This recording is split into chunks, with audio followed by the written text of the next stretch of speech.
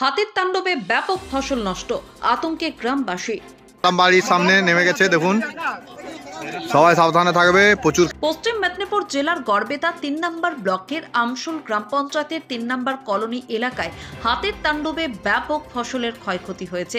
স্থানীয় সূত্রে জানা গিয়েছে, গতকাল গভীর রাতে প্রায় ২০ থেকে ২৫টি হাতির একটি দল চন্দ্রকোনা এলাকার ধামকুড়িয়া জঙ্গল থেকে বেরিয়ে ৩ নম্বর কলোনির মাঠ অতিক্রম করে ভগবন্তপুর ২ নম্বর গ্রাম পঞ্চায়েতের হুড়হুড়িয়া জঙ্গলের দিকে চলে যায়।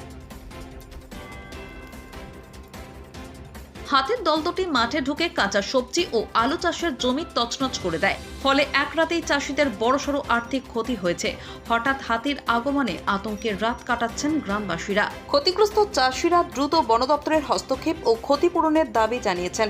এদিকে বন দপ্তরের পক্ষ থেকে এলাকায় নজরদারি বাড়ানোর আশ্বাস দেওয়া হয়েছে বলে জানা গিয়েছে। রাত্রেবেলা হাতি এসেছিল, যে ক্ষতি করে গেছে মানুষের, সে ক্ষতির দাম দিতে পারবে না। আর ফরেস্ট ডিপার্টমেন্টের লোক যদি রাত্রেবেলা আসতো তাহলে এত ক্ষতি হতো না, কিন্তু রাত্রে একটার সময় এসছে, গ্রামের লোক অনেক কষ্ট করে তাও এই জঙ্গল থেকে এপারে জঙ্গলে তুলেছে, উড়োর জঙ্গলে। এই তোমার তোমার এই কি বলে বড়াশুল জঙ্গল, ধামকুড়িয়া, ওইখান থেকে এসে এই জঙ্গলে ঢুকেছে। আবার আজকে রাত্রেবেলা উপর জঙ্গল, মানে আমাদের এই জঙ্গলগুলায় পুরো হাতি আছে।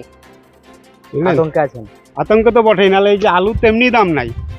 আবার যদি এরকম ভাবে হাতি এরকম ক্ষতি করে তাহলে চাষি কোথায় গিয়ে দাঁড়াবে? হ্যাঁ, তাহলে চাষি হয়তো কেউ লড়বে না। আর যখনই আমি আমার ক্ষতিপূরণ চাইবো, দিয়ে দেবে একর প্রতি 70 টাকা, তা আমার অ্যাকাউন্টে ঢুকবে কবে তার ঠিক নাই। তাহলে এই তো হচ্ছে, কি করবো বলুন। কতগুলো হাতি? হাতি ছিল 70টা ছিল, আমাদের এখান থেকে 16টা পার হচ্ছে। ক্ষতি হয়েছে, প্রত্যেকটি মানুষের জমির উপর দিকে গেছে, এবং জমিতে কাঁচা সবজি, কাঁচা আলু সব নষ্ট করে দিয়েছে, খেয়ে নিয়েছে। প্রত্যেকটি মানুষের জমির উপর দিকে গেছে। গতকাল রাতে এসেছিল দল, মানে একটি হাতির দলে প্রায় 25-30টা হাতি ছিল। হাতির দলগুলো আসলো ওই আড়াবাড়ির জঙ্গল থেকে এসে ওই ধামকুড়ার জঙ্গলে উঠেছিল, ওইখান থেকে ধামকুড়ার বিট এইদিকে পার করে দিয়েছে। এটা কোন মাঠ? এইটা গড়বেতা ৩ নম্বর কলোনির মাঠ। আতঙ্কে আছি, বহু আতঙ্কে আছি। মানে আবার পুনরায় হয়তো আবার জঙ্গল থেকে রাতের বেলা বেরোতে পারে।